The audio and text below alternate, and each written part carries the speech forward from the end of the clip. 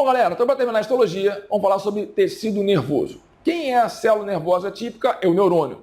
Bem, neurônio é a célula típica do sistema nervoso e é de origem ectodérmica. Opa, então, tecido nervoso se origina da ectoderme embrionária, lá do tubo nervoso dorsal, certo? Todos os neurônios, todos. Bem, há vários tipos de neurônios diferentes, alguns têm mielina, outros não têm, alguns têm vários dendritos, outros têm poucos, mas no geral, o neurônio é assim. Então, ó, tem essa região, que são os dendritos, onde vão chegar os estímulos, certo? Então, os estímulos sempre chegam por meio de um dendrito. Passa pelo corpo celular, ou pericário, e vai, então, para o axônio, que é essa região mais longa, esse prolongamento do neurônio. Então, o sentido é sempre dendritos, corpo celular, axônio. Esse é um exemplo de neurônio mielinizado. O neurônio mielinizado, nós encontramos essa camada chamada de extrato mielínico ou bainha de mielina. A bainha de mielina é fundamental para fazer um isolamento elétrico do neurônio, do axônio. A presença de bainha de mielina aumenta a velocidade de condução do impulso nervoso. E de que é feita essa bainha de mielina? Bem, é uma célula que está enrolada várias vezes ao redor do axônio. Quem é essa célula? Bem, no sistema nervoso periférico é a célula de Schwann, e no sistema nervoso central é um oligodendrócito.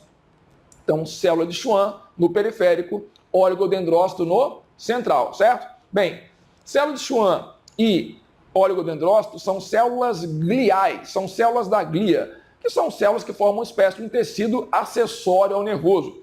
Além dessas duas células, destaque para outras duas. A micróglia, que é uma célula originada também do monócito sanguíneo, é uma célula fagocitária, e o astrócito. O astrócito é uma célula importante porque ele dá suporte físico e nutricional para os neurônios e também forma a chamada barreira hematoencefálica. Ele separa o sangue dos neurônios, certo? Então, células gliais, célula de Schwann, forma a bainha de mielina no sistema nervoso periférico. Oligodendrócitos forma a bainha de mielina no sistema nervoso central. Micróglia, célula de defesa fagocitária, derivada do monócito sanguíneo. E astrócito. O astrócito é uma célula fundamental que dá suporte físico e nutricional, além de formar a barreira hematoencefálica, separando então o sangue dos neurônios. Beleza? Voltemos então aqui para o nosso neurônio. Então, esse é um neurônio mielinizado. Mas repara que a bainha de mielina tem algumas interrupções, algumas regiões que não têm esse revestimento. Então, aqui o axônio fica exposto. Essa região é chamada nódulo de Ranvier ou nó neurofibroso. É o nódulo de Ranvier ou nó neurofibroso. Tudo bem? Tá. Esse nó neurofibroso é o local onde vai ocorrer a geração do chamado potencial de ação. O neurônio, então, gera e conduz o impulso nervoso. O que é o impulso nervoso? Impulso nervoso é uma sucessão de potenciais de ação gerados ao longo de uma neurofibra nervosa. No neurônio mielinizado, os potenciais de ação são gerados apenas dos nós neurofibrosos. Então, nós falamos que o impulso nervoso vai saltando de nó neurofibroso em nó neurofibroso. Daí falamos que o impulso nervoso tem natureza saltatória. Tá, mas o que é o potencial de ação, então? Olha para cá. Se eu fizer uma análise da variação do potencial elétrico da membrana do neurônio, então colocando um voltímetro lá, os microeletrodos, eu vou perceber que durante o repouso, a diferença de potencial da membrana é de menos 70 milivolts.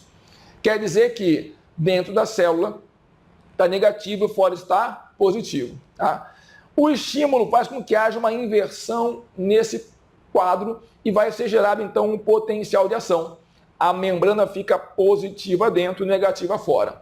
Mas imediatamente depois vai haver uma redução de novo da DDP, que volta a ficar negativa e depois se reorganiza até chegar à condição original, certo? Pois bem, nessa parte aqui, que é durante o repouso, nós falamos que a membrana está polarizada. Então aqui a membrana está polarizada.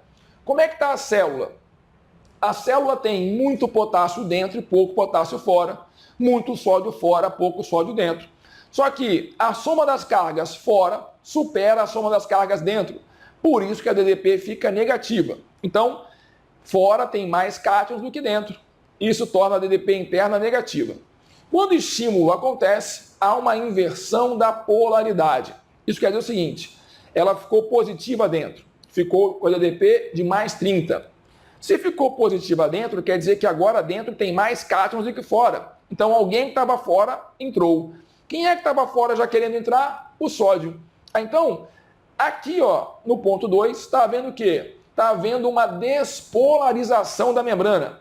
Essa despolarização acontece graças à entrada do sódio. Então, a abertura de canais de sódio faz com que o sódio entre rapidamente na célula. Essa entrada rápida de sódio gera uma inversão na condição da DDP, que fica então positiva dentro, gerando o potencial de ação. Então é importante. Aqui, essa parte ascendente do gráfico é a chamada fase de despolarização da membrana e ocorre graças à entrada de sódio. Mas assim que chega lá em cima, ela desce novamente. Ela vai então se repolarizar. A fase de repolarização acontece por quê? Porque alguém que está fora, voltando, alguém que está dentro vai sair. Eu vou voltar a ter mais cátions fora do que dentro. Então, na fase de repolarização, vai haver a saída de cargas positivas. Quem é que já queria sair? O potássio, porque ele está mais concentrado dentro do que fora. Então, aqui, a célula abre canais que vão permitir a saída rápida de potássio. A saída rápida de potássio inverte novamente a DDP, que volta a ficar negativa dentro. Mas percebam que ela fica mais negativa do que estava antes. Então, ocorreu uma repolarização, mas mais do que isso, ocorreu uma hiperpolarização na membrana.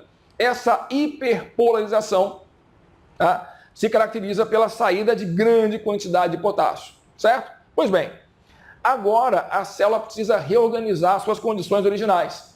Tem que pegar aquele monte de potássio que saiu, devolver para dentro, pegar o sódio que entrou, devolver para fora, voltar à configuração original para que ela possa gerar novamente um potencial de ação caso seja estimulada. Então, esse período em que a célula ainda não está apta a gerar um novo estímulo é chamado período refratário.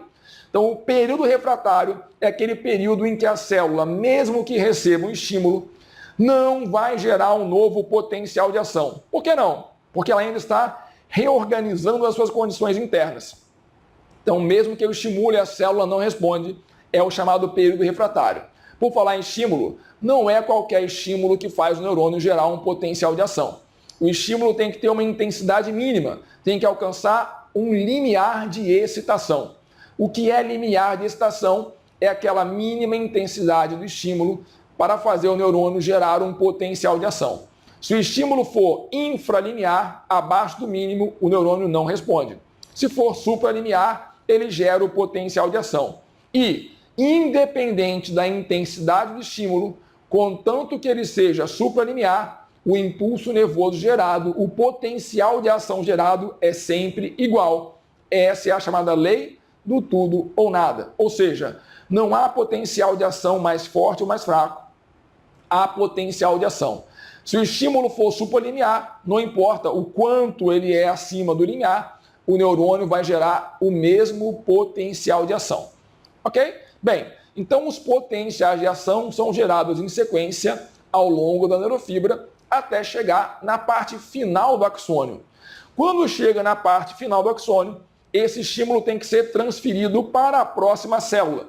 Essa região de conexão entre duas células em que há a transferência de um potencial de ação é a chamada sinapse, certo? Lembrando, a sinapse pode ser elétrica ou química.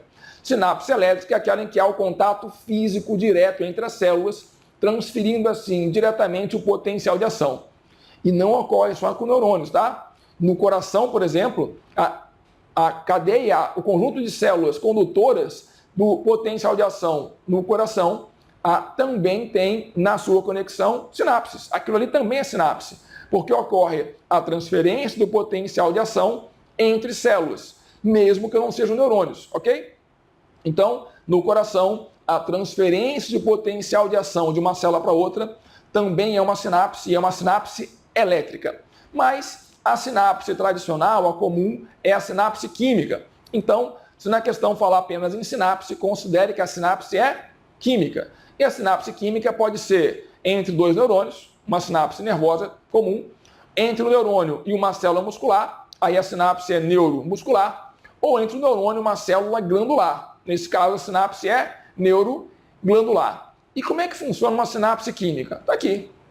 Então, o potencial de ação vem sendo trazido ao longo do axônio, chegando aqui na região final. Então, isso aqui é a parte final do neurônio pré-sináptico, aquele que está antes da sinapse no sentido do movimento. E aqui está a célula pós-sináptica, que pode ser um outro neurônio, um músculo ou uma glândula.